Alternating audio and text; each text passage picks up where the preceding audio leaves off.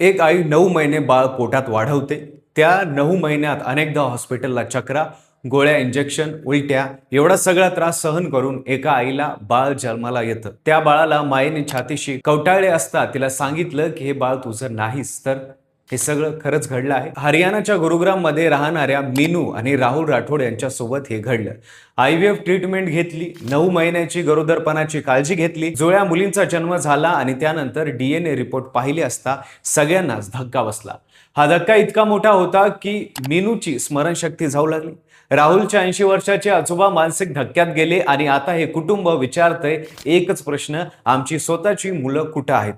काय आहे संपूर्ण प्रकरण? आता त्या जुळ्या मुलींचं काय, सविस्तर पाहूया व्हिडिओच्या माध्यमातून. नमस्कार, मी पंकज आणि तुम्ही पाहताय कसं काय. मीनू आणि राहुल राठोड गुरुग्राम मधलं एक सामान्य जोडपं. लग्नाला बरीच वर्षे उलटून गेली होती. त्यांना मुलं बाळ होत नव्हते. ते डॉक्टरकडे गेले, औषधं केली, काहीच उपयोग झाला नाही. मग एका नातेवाईकानं सांगितलं IVF ट्रीटमेंट करून बघा. त्यासाठी ते दिल्लीच्या द्वारका भागातल्या मॅक्स हॉस्पिटलमध्ये पोहोचले. तिथं डॉक्टर ऋतू गर्ग यांनी त्यांची केस SCI IVF सेंटरच्या डॉक्टर मनप्रीत कौर आणि पुढे डॉक्टर शिवानी सचदेव गौर यांच्याकडे रेफर केली. 9 जानेवारी 2025 ला सायन्स IVF सेंटरमध्ये त्यांचं पहिलं पाऊल पडलं. सगळ्या टेस्ट झाल्या, रिपोर्ट क्लिअर आले. दोघेही IVF साठी पात्र होते.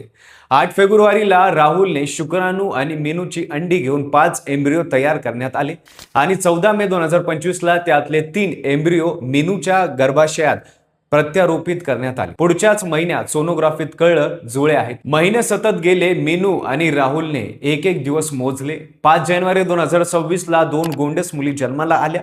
वर्षानुवर्ष ज्या क्षणाची ते वाट बघत होते तो क्षण आता आला होता. घरात दिवाळी झाली होती, पण आनंद जास्त काळ टिकला नाही. राहुलच्या बहिणीने बारकाईनं निरखून पाहिलं. धाकट्या मुलीचे डोळे, नाक, एकत्र चेहऱ्याची ठेवण मीनू आणि राहुलशी जुळत नव्हती.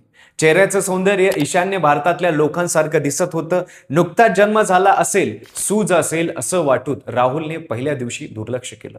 पण दुसऱ्या दिवशी फरक अजून स्पष्ट झाला. राहुलने 8 जानेवारीला दोन्ही मुलींची DNA टेस्ट करून घेतली. 14 जानेवारीला रिपोर्ट आला तर दोन्ही मुलींचा DNA न मीनूशी जुळत होता न राहुलशी. 9 महिने ज्या बाळासाठी प्रत्येक श्वास घेतला त्या मुली दुसऱ्याच कुणाच्या होत्या. हा क्षण मीनूसाठी सहन होण्यापलीकडचा होता. शरीर तिचं होतं, वेदना तिची होती आणि मुलीही तिनेच जन्माला घातली होती. पण DNA त्या मुलींशी जुळत नव्हता. त्या 2 निरागस जीवांना सांभाळण्याचा निर्णय मीनूने घेतला होता. राहुलही त्याची काळजी घेत होता, पण मनात एक विचार राहत होता, आपली स्वतःची मुलं कुठे आहेत? 22 जानेवारीला ग्रेटर कैलास पोलीस स्टेशनमध्ये सायन्स IVF सेंटरमध्ये मॅक्स हॉस्पिटल विरोधात तक्रार दाखल केली. पण पोलिसांनी FIR नोंदवायला नकार दिली. 1 महिना तपास अधिकारी नेमण्यात आल्या. त्यांनी सुरुवातीला प्रकरण गंभीर असल्याचं सांगितलं, पण नंतर तपास थंडावला. 3 महिने उलटले, काहीच नाही. तेवढ्यात SCI IVF सेंटरने पलटवार केला.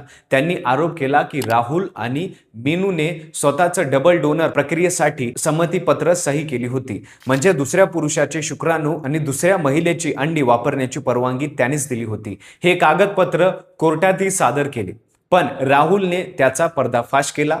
समितीपत्रावरची तारीख 5 जानेवारीची होती. तोच दिवस जेव्हा मीनूला ऑपरेशन थिएटरमध्ये नेऊन बधीर करणारं इंजेक्शन दिलं होतं. त्या अवस्थेत ती सही करू शकत नव्हती. न्यायालयानेही राहुलचं म्हणणं मान्य केलं आणि IVF सेंटरचे पुरावे संशयास्पद असल्याचं सांगितलं.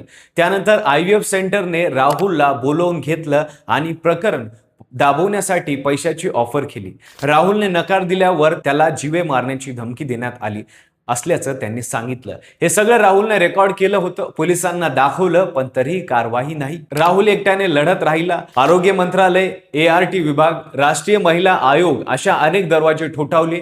दिल्लीच्या कनिष्ठ न्यायालय आणि असिस्टेड रिप्रोडक्टिव्ह टेक्नॉलॉजी म्हणजेच ART प्राधिकरणाने पोलिसांना 15 दिवसात कारवाई करण्याचे आदेश दिले, पण लगेच या केसवर स्टे आला. राहुलने हायकोर्टात धाव घेतली. कोर्टाच्या आदेशानं स्टे उठवण्यात आला. ग्रेटर कैलास पोलीस स्टेशनने SCI IVF सेंटरचे सगळे रेकॉर्ड्स आणि CCTV फुटेज जप्त केले. ART प्राधिकरणाने हे प्रकरण ह्युमन ट्रॅफिकिंगशी निगडीत असल्याची शक्यता वर्तवली, ज्यामुळे तपासात नव्यानं वेग मिळाला. जून 2024 मध्ये प्रकरण पुन्हा एकदा देशाच्या नजरेत आलं. राहुलने IANS ला दिलेल्या मुलाखतीत सांगितलं की त्याचे वडील आजारी आहेत, आई मानसिक धक्क्यात आहे, मीनूची स्मरणशक्ती ढासळत आहे. 3 महिन्यांपासून संपूर्ण कुटुंब खचलेलं आहे. पण लढाई सुरू आहे. दोन्ही मुली अजूनही राठोड कुटुंबाकडेच आहेत. त्यांना प्रेमानं सांभाळलं जाते. DNA सॅम्पल्स घेतले गेले आहेत. त्या दोन्ही मुली एकमेकांच्या बहिणी आहेत का हे अजून समजलेलं नाही. अटक नाही, सेंटर सील नाही आणि राहुल मीनूच्या खऱ्या मुलांचा ठंगपत्ता नाही. हे प्रकरण फक्त एका कुटुंबाची व्यथा नाही. भारतात IVF उद्योग आज हजारो कोटींचा आहे. दरवर्षी लाखो जोडपी वर्षानुवर्षाचं स्वप्न घेऊन या क्लिनिकच्या दारात येतात. पण या संपूर्ण व्यवस्थेवर देखरेख कोण करतं? एम्ब्रिओ कुणाचा, गर्भाशयात कुणाचा जातो, हे नक्की कोण तपासतो? राहुल आणि मीनू आज एक साधी मागणी करताय, आमची मुलं आम्हाला द्या आणि जे आमच्या सोबत झालं ते दुसऱ्या कोणाच्या वाटेला येऊ देऊ नका. पण प्रश्न उरतोच, राहुल आणि मीनूच्या एम्ब्रिओ पासून जन्मलेलं मूल आज कुठं आहे? त्याचे आई वडील त्याला आपलं म्हणत असतील, पण त्यांनाही माहिती नसेल की त्यांचं मूल खरंच त्यांचं आहे का?